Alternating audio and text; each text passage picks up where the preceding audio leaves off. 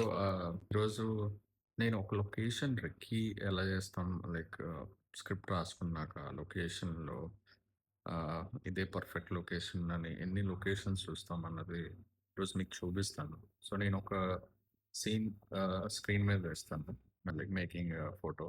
So, అక్కడికి మేము reach అవ్వడానికి ఆహ్, ఎంత కష్టపడి పైకెళ్ళామన్నది అండ్ అంత క్రూ అన్నీ మోసుకుంటూ లైక్ ప్రొడక్షన్ టీమ్ గాని, లేదా యాక్టర్స్ గాని అంతవరకు పైకెళ్ళడానికి ఎంత కష్టపడ్డామో ఒకసారి ఈ వీడియో చూడండి.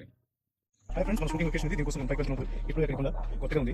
చూస్తుంటే పెద్ద పెద్ద పక్షులు ఉన్నాయి. అదేవిధంగా రాళ్ళు చూసారు. చూసిన రాళ్ళు, మొక్కలు, అలాగే కుక్కలు, ఏదో భయంకరమైన శబ్దం వస్తుంది ఇక్కడ నుంచి. మరి మొదలైన ఏదంటే తప్పిపోయే ప్రమాదం ఉంది. అందుకే మనం పైకి వెళ్తున్నాం. ఆయన ప్రతి మన కొంచెం కష్టపడి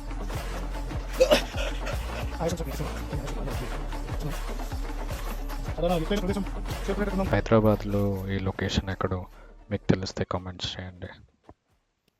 సో, ఇది మా కష్టం అన్నమాట. సో, సీన్‌లో యాక్టర్స్ ఎంత ఇంపార్టెంట్‌గా అయితే ఎంత ఇంపార్టెంట్ రోల్ ప్లే చేస్తే ఎమోషన్స్ కానీ, ఎక్స్‌ప్రెషన్స్ కానీ పలికేటప్పుడు బ్యాక్‌గ్రౌండ్ లొకేషన్ గూడా అంతే ఇంపార్టెంట్.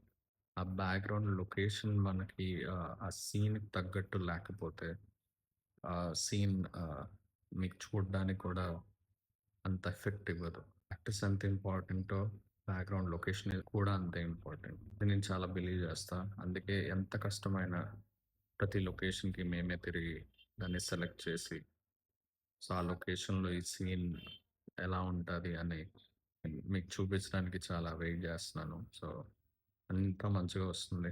ఇంకా మంచి జరగాలి. మీ సపోర్ట్ ఎప్పుడూ ఉండాలి. Thank you.